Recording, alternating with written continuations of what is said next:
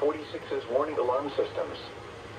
During potentially dangerous weather situations, specially built receivers are automatically activated to warn of the impending hazard.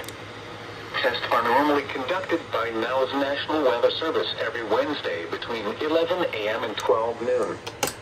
When there is a threat of or existing severe weather in the area on Wednesday, the test is postponed until the first good weather day. Reception of this broadcast and warning alarm will vary from place to place.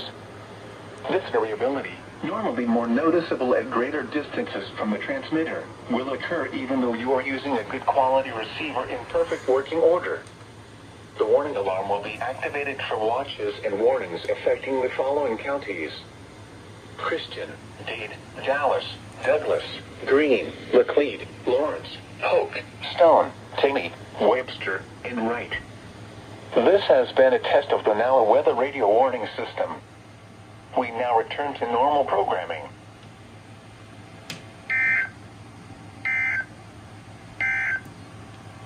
Here is your National Weather Service forecast for Southwest Missouri, including the cities of Springfield, Branson, Lebanon,